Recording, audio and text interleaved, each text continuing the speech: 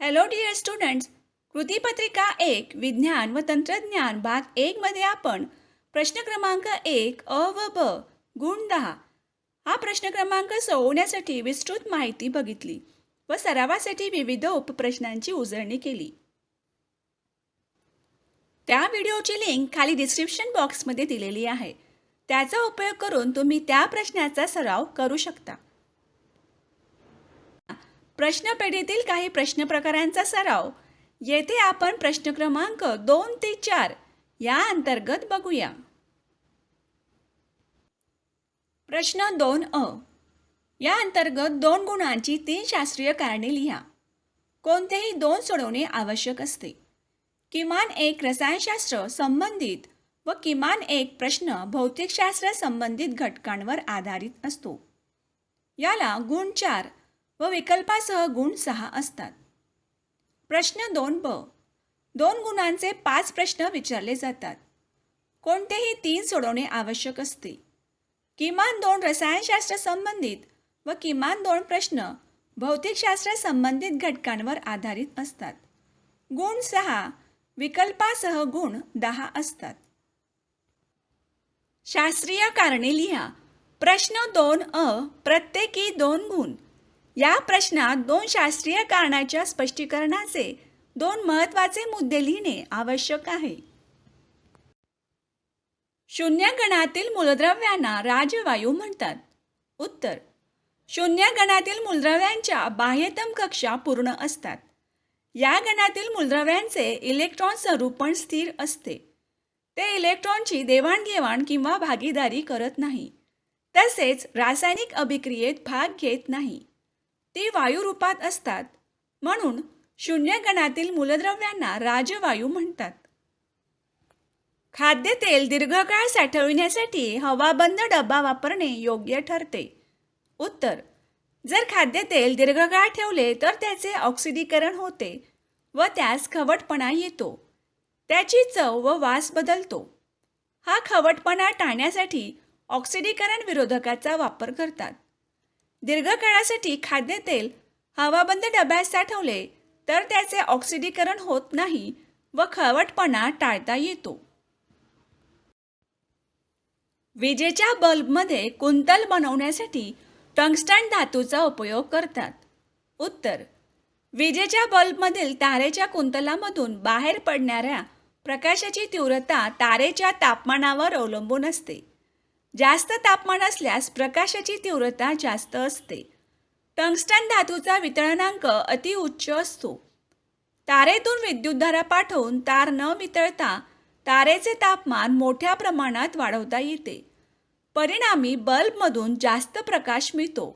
म्हणून विजेच्या बल्बमध्ये कुंतल बनवण्यासाठी टंगस्टन धातूचा उपयोग करतात. रंगाची संवेदना व जाण फक्त प्रकाशातच होते. उत्तर: मानवी डोळ्यातील दृष्टिपटल हे दंडाकार व शंक्वाकार या 2 प्रकाशसंवेदी पेशींचे बनलेले असते. दंडाकार पेशी प्रकाशाच्या तीव्रतेवर प्रतिसाद देतात तर शंक्वाकार पेशी प्रकाशाच्या रंगास प्रतिसाद देतात. शंक्वाकार पेशी फक्त तेजस्वी प्रकाशातच रंगास प्रतिसाद देतात. प्रकाश अंधुक असल्यास त्या कार्य करीत नाही.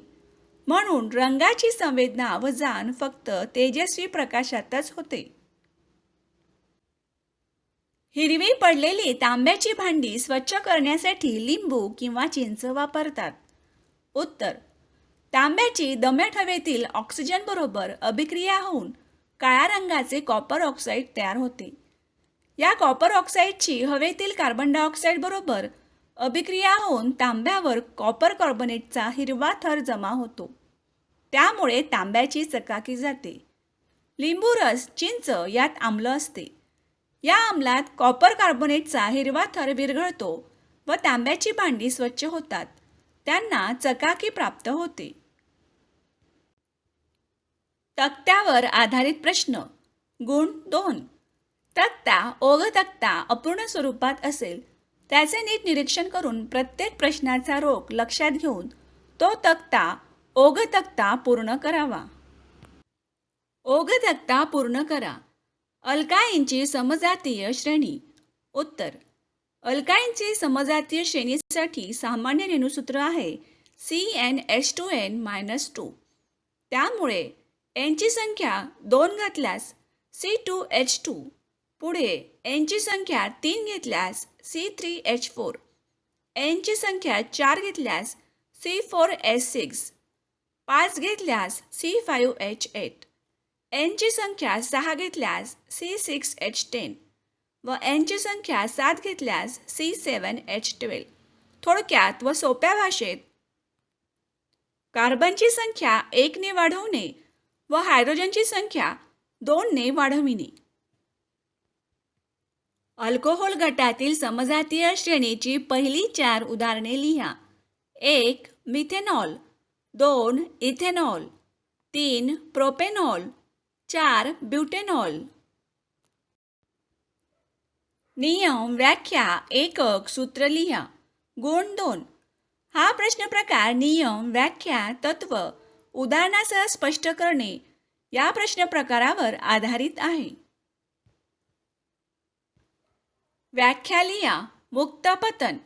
उत्तर: जेव्हा एखादी वस्तू केवळ गुरुत्वीय बलाच्या प्रभावाने गतिमान असेल तर त्या गतीला मुक्त पतन म्हणतात. मुक्तिवेग.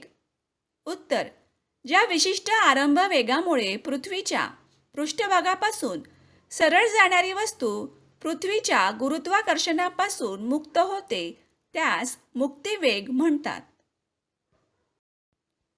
संज्ञा स्पष्ट करा. उष्माग्राही अभिक्रिया, उष्मादायी अभिक्रिया. उत्तर: ज्या अभिक्रियेमध्ये उष्णता शोषली जाते त्या अभिक्रियेला उष्माग्राही अभिक्रिया म्हणतात. ज्या अभिक्रियेमध्ये उष्णता बाहेर टाकली जाते त्या अभिक्रियेला उष्मादायी अभिक्रिया म्हणतात. व्याख्या लिहा. विद्युत चलित्र. उत्तर: विद्युत ऊर्जेचे यांत्रिक ऊर्जेत रूपांतर करणाऱ्या उपकरणाला विद्युत चलित्र म्हणतात. फॅरेडेच्या विद्युत प्रवर्तनाचा नियम लिहा. उत्तर: कुंडलातून जाणाऱ्या चुंबकीय बलरेषांच्या संख्येत बदल झाला की कुंडलामध्ये विद्युतधारा प्रवर्तित होते. फ्लेमिंगचा उजव्या हाताचा नियम लिहा व आकृती काढा. उत्तर: आपल्या उजव्या हाताचा अंगठा व तर्जनी आणि मधले बोट एकमेकास लंब राहतील अशी ताणा. जर तर्जनी चुंबकीय क्षेत्राच्या दिशेत आणि अंगठा विद्युत वाहकाच्या गतीच्या दिशेत असेल तर मधले बोट प्रवर्तित विद्युतधारेची दिशा दर्शवते. पुढे दिलेल्या आकृतीचे निरीक्षण करून पुढील प्रश्नांची उत्तरे लिहा. 1. या आकृतीवरून कोणत्या क्रियेचा बोध होतो? 2. त्या क्रियेसंबंधीचे 2 नियम लिहा. वरील आकृतीवरून प्रकाशाचे अपवर्तन या क्रियेचा बोध होतो. नियम पहिला. आपाती किरण व परावर्तित किरण आपात बिंदूपाशी असलेल्या स्तंभिकेच्या विरुद्ध बाजूस असतात व ते तीनही म्हणजे आपाती किरण, परावर्तित किरण व स्तंभिका एकाच प्रतलात असतात. दुसरा नियम. दिलेल्या माध्यमांच्या जोडीकरता हे गुणोत्तर स्थिर असते. येथे I हा आपाती कोन असून R हा अपवर्ती कोन आहे. गणितीय उदाहरण सोडवा. गुण 2 किंवा 3. उदाहरण सोडवण्यासाठी सूत्र लिहिणे, सूत्रात किमती टाकणे व गणन करणे व उत्तर एककासह लिहिणे अपेक्षित आहे. उदाहरण. 5 किलोग्रॅम वस्तुमान असलेल्या पाण्याचे तापमान 20 डिग्री सेल्सिअस पासून 100 डिग्री सेल्सिअस पर्यंत वाढवण्यासाठी किती उष्णता लागेल? दिलेली माहिती. M बरोबर 5 kg. तापमानातील बदल T बरोबर 100-10T = 80 डिग्री सेल्सिअस. C विशिष्ट उष्माधारकता 1 किलो कॅलरी पर किलोग्रॅम डिग्री सेल्सिअस. द्यावी लागणारी उष्णता बरोबर वस्तुमान गुणिला विशिष्ट उष्माधारकता गुणिला तापमानातील बदल. किमती टाकून M × C × T = 5 × 1 × 80 = 400 kilo calorie. तापमान वाढवण्यासाठी द्यावी लागणारी उष्णता बरोबर 400 किलो कॅलरी. एका माध्यमात प्रकाशाचा वेग 1.5 × 10⁸ मीटर पर सेकंड असल्यास त्या माध्यमाचा निरपेक्ष अपवर्तनांक किती असेल? उत्तर दिलेले. प्रकाशाचा वेग बरोबर 1.5 × 10⁸ मीटर पर सेकंड. प्रकाशाचा निर्वातातील वेग बरोबर 3 × 10⁸ मीटर पर सेकंड. निरपेक्ष अपवर्तनांक बरोबर क्वेश्चन मार्क. येथे आपल्याला निरपेक्ष अपवर्तनांक काढायचा आहे. सूत्र: माध्यमाचा निरपेक्ष अपवर्तनांक बरोबर प्रकाशाचा निर्वातीतील वेग अपॉन माध्यमाचा प्रकाशाचा वेग बरोबर 3 × 10⁸ metre per second upon 1.5 × 10⁸ metre per second is equal to 2. म्हणून त्या माध्यमाचा निरपेक्ष अपवर्तनांक 2 असेल. टिपा लिहा. विद्युत विलेपन. उत्तर: विद्युत अपघटनाद्वारे जास्त अभिक्रियाशील धातूवर त्याच्यापेक्षा कमी अभिक्रियाशील धातूचा थर दिला जातो. या प्रक्रियेला विद्युत विलेपन म्हणतात. उदाहरणार्थ चांदी विलेपित चमचे, सोने विलेपित दागिने इत्यादी.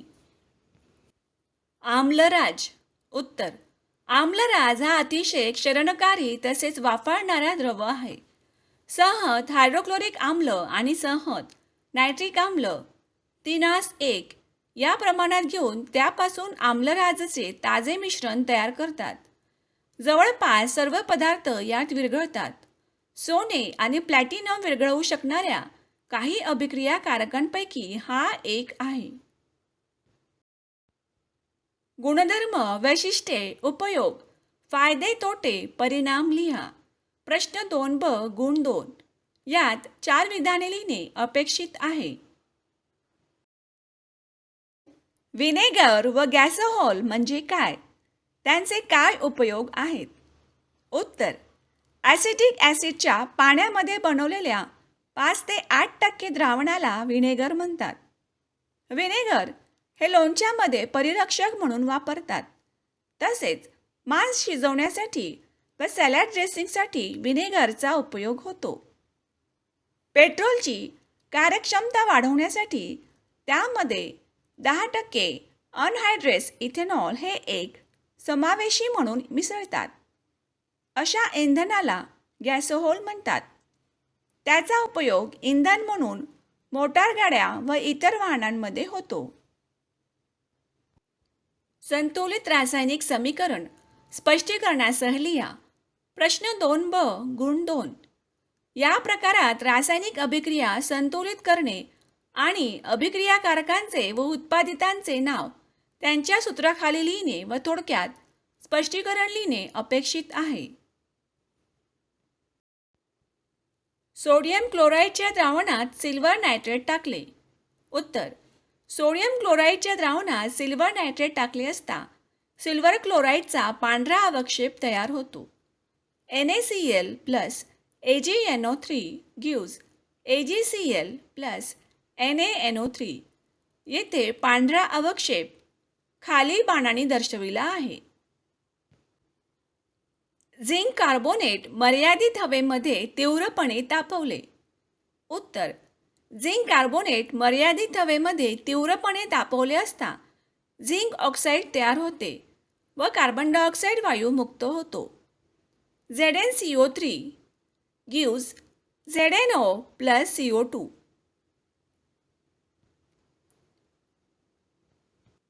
फरक स्पष्ट करा. प्रश्न 2 ब गुण 2. या प्रश्न प्रकारात फरकाचे 4 मुद्दे लिहिणे अपेक्षित आहे. दूरदृष्टिता, निकटदृष्टिता. 1. दूरदृष्टिता या दोषामध्ये दूरच्या वस्तू स्पष्ट दिसतात पण जवळच्या वस्तू स्पष्ट दिसत नाही. 1. निकटदृष्टिता या दोषामध्ये जवळच्या वस्तू स्पष्ट दिसतात पण दूरच्या वस्तू स्पष्ट दिसत नाहीत. 2. या दोषामध्ये डोळ्यातील पारपटल व नेत्रभिंग यांची वक्रता कमी होते. 2.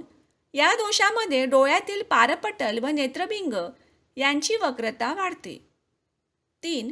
या जवळच्या वस्तूची प्रतिमा दृष्टिपटलाच्या पाठीमागे तयार होते. 3. या दूरच्या वस्तूची प्रतिमा दृष्टिपटलाच्या अलीकडे तयार होते.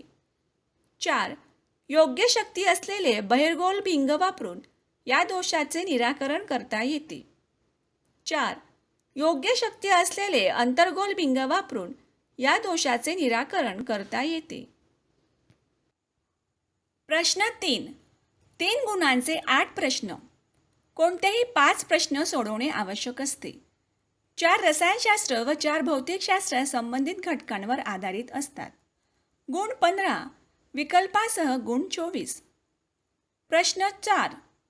5 गुणांच्या 2 प्रश्नांपैकी 1 प्रश्न सोडवणे आवश्यक असतो. 1 रसायनशास्त्र व 1 भौतिकशास्त्र संबंधी घटकांवर आधारित असतो. गुण 5, विकल्पासह गुण 10. डोबेरायनर त्रिकांचा नियम सांगा. 1 उदाहरण द्या. उत्तर: डोबेरायनरने एकसारखे रासायनिक गुणधर्म असणाऱ्या प्रत्येकी 3 मूलद्रव्यांचे गट केले व त्या गटांना त्याने त्रिके असे नाव दिले.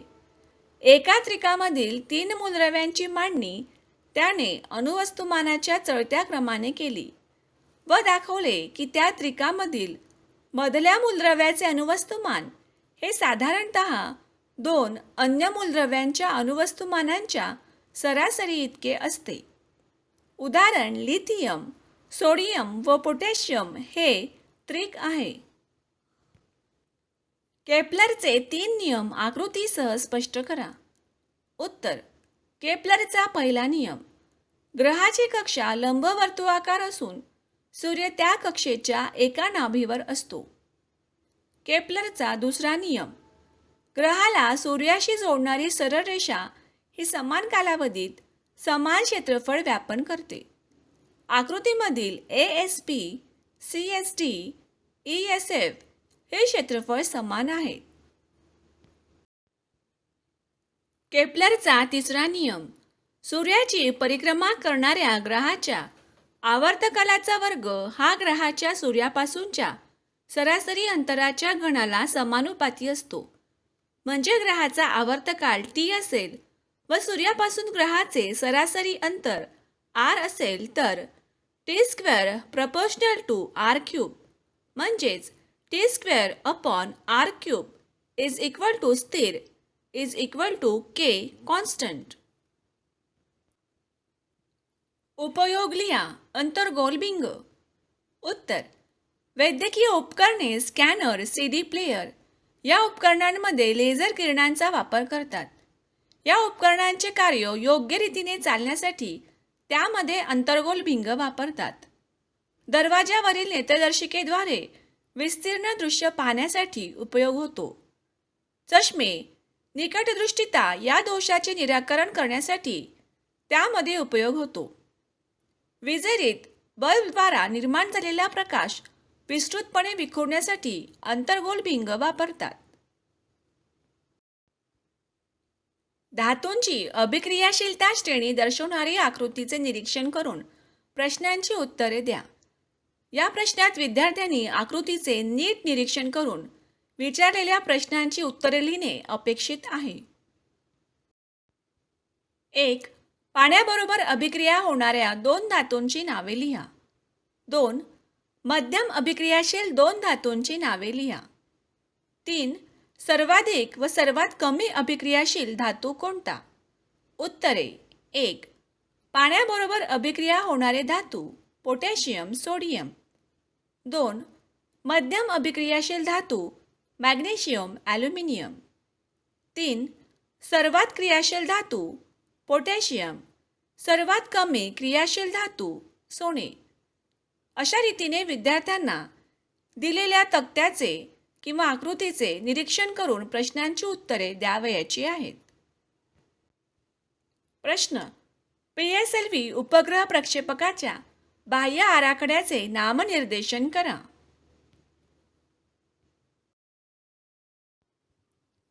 इस्रोने बनवलेल्या PSLV या प्रक्षेपकाचा बाह्य आराखडा. घन इंधनावर काम करणारे सुरुवातीचा रेटा पुरविणारे इंजिन. घन इंधनावर काम करणारा पहिला टप्पा. द्रव इंधनावर काम करणारा दुसरा टप्पा. घन इंधनावर काम करणारा तिसरा टप्पा. द्रव इंधनावर काम करणारा चौथा टप्पा. उपग्रह ठेवण्याची जागा. होपचे उपकरण आकृतीचे नामनिर्देशन करा. या प्रश्न प्रकारात आकृती दिलेली असेल व विद्यार्थ्यांना आकृतीचे नामनिर्देशन करावयाचे असेल. गोठण मिश्रण 0 डिग्री सेल्सिअस तापमापी T2, 4 डिग्री सेल्सिअस तापमापी T1. प्रश्नांची उत्तरे लिहा. क्षरण कशा प्रकारे टाळता येते? उत्तर: क्षरणामुळे इमारती, पूल, स्वयंचलित वाहने, जहाजे आणि लोखंडाच्या वस्तू अशा अनेकांना धोका निर्माण होतो. क्षरण टाळण्यासाठी गंजरोधक द्रावणांचा वापर करता येतो. क्षरण होणाऱ्या वस्तूच्या पृष्ठभागास तेलाचा थर लावून, रंग देऊन, जस्ताचा थर देऊन किंवा दुसऱ्या धातूचे विलेपन करून क्षरण टाळता येते. पुढील आलेखाचे निरीक्षण करा व प्रश्नांची उत्तरे द्या. यामध्ये विद्यार्थ्यांना आलेखाचे नीट निरीक्षण करून प्रश्नांची उत्तरे द्यावयाची आहेत. प्रश्न 1. सदरच्या आलेखावरून कोणत्या प्रक्रियेचा बोध होतो?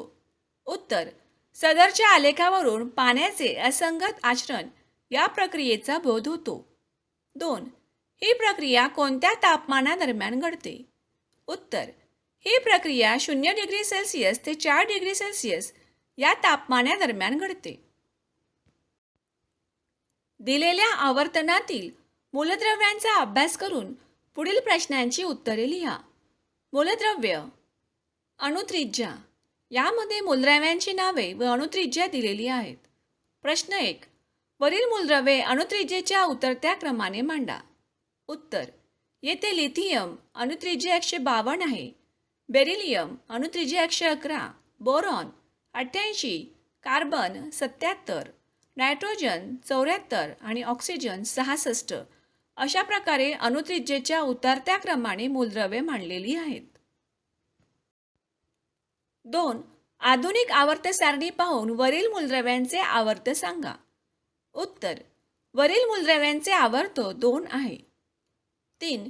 हे मांडणी आधुनिक आवर्त सारणीतील दुसऱ्या आवर्ताच्या आकृतिबंधाशी का जुळते? उत्तर: आवर्तामध्ये डावीकडून उजवीकडे गेल्यास अणुअंक 1 ने वाढत जातो, म्हणजेच केंद्रकावरील धनप्रभार 1 ने वाढत जातो, परंतु इलेक्ट्रॉन त्या कवचामध्ये समाविष्ट केले जातात. वाढीव केंद्रकीय धनप्रभारामुळे इलेक्ट्रॉन केंद्रकाकडे अधिक प्रमाणात ओढले जातात, त्यामुळे अणूचे आकारमान कमी होत जाते. 4. वरीलपैकी सर्वात मोठा व सर्वात लहान अणू असणारी मूलद्रव्य कोणते? उत्तर: सर्वात मोठे मूलद्रव्य लिथियम व सर्वात लहान असणारे मूलद्रव्य ऑक्सिजन. 5. एक आवर्तामध्ये डावीकडून उजवीकडे जाताना अणुत्रिज्या बदलल्यामागे आवर्ती कल काय दिसतो? उत्तर: आवर्तामध्ये डावीकडून उजवीकडे जाताना अणुत्रिज्या कमी होत जाते, त्यामुळे अणूचे आकारमान कमी होते. परिच्छेदावर आधारित प्रश्न. या प्रश्नात दिलेला परिच्छेद वाचून त्यावर आधारित प्रश्नांची उत्तरे लिहिणे अपेक्षित असते. उष्णता विनिमयासंबंधी दिलेला परिच्छेद. प्रश्न 1. उष्णता स्थानांतरण कोठून कोठे होते? 2. अशा स्थितीत आपणास उष्णतेच्या कोणत्या तत्वाचा बोध होतो? 3. ते तत्व थोडक्यात कसे सांगता येईल? 4. या तत्वाचा उपयोग पदार्थाच्या कोणत्या गुणधर्माचा मापनासाठी केला जातो? उत्तर 1. उष्णता स्थानांतरण उष्ण वस्तूकडून थंड वस्तूकडे होते. 2. उष्णता स्थानांतरण अधिक तापमानाच्या वस्तूकडून कमी तापमानाच्या वस्तूकडे होते. 3. दोन वस्तूंची प्रणाली वातावरणापासून वेगळी केल्यास उष्ण वस्तूने गमावलेली उष्णता बरोबर थंड वस्तूने ग्रहण केलेली उष्णता या तत्वाचा उपयोग पदार्थाच्या विशिष्ट उष्माधारकतेच्या मापनासाठी केला जातो. ऑक्सिजन हा विषम अणू असलेले कोणतेही दोन क्रियात्मक गट सांगून प्रत्येकी एका उदाहरणाचे नाव व रचनासूत्र लिहा. विषम अणू ऑक्सिजन, नाव अल्कोहोल, रचनासूत्र OH, संक्षिप्त रचनासूत्र OH. उदाहरण: नाव मिथेनॉल. अल्डिहाइड, रचनासूत्र CHO, संक्षिप्त रचनासूत्र CHO. उदाहरण: नाव ॲसिटाल्डिहाइड. पुढील चित्राचे निरीक्षण करून प्रश्नांची उत्तरे लिहा. 1. गंज म्हणजे काय? 2. गंजाचे रासायनिक सूत्र कोणते? 3. लोखंडाचे ऑक्सिडीकरण क्रियेतील धनाग्र अभिक्रिया लिहा. 4. लोखंडाचे ऑक्सिडीकरण क्रियेतील ऋणाग्र अभिक्रिया लिहा. 5. धातूंचे क्षरण म्हणजे काय? उत्तरे: 1. धातूच्या पृष्ठभागावर एक प्रकारचा तांबूस रंगाचा स्थायीरूप थर जमा झालेला दिसतो. त्या थरास गंज म्हणतात. 2. गंजाचे रासायनिक सूत्र Fe2O3H2O. 3. धनाग्र अभिक्रिया Fe gives Fe 2 positive ion plus 2 electron. 4. ऋणाग्र अभिक्रिया O2 plus 4 hydrogen plus 4 electron gives twice H2O. 5. वातावरणातील विविध घटकांमुळे धातूंचे ऑक्सिडीकरण होते व पर्यायाने त्यांची झीज होते. त्यास क्षरण म्हणतात. तर विद्यार्थी मित्रांनो, या व्हिडिओद्वारे आपण कृतीपत्रिका 2 प्रश्न 2 ते 4 या प्रश्नांचा सराव केला. या प्रश्न उजळणीद्वारे निश्चितच तुमच्या ज्ञानात भर पडेल. बोर्ड परीक्षेत तुमच्या यशस्वीतेसाठी ऑल द बेस्ट. तुमच्या मित्रमैत्रिणींपर्यंत हा व्हिडिओ शेअर करा. व्हिडिओ आवडल्यास लाईक करा व शैक्षणिक व्हिडिओसाठी चॅनलला सबस्क्राईब करा. थँक्यू.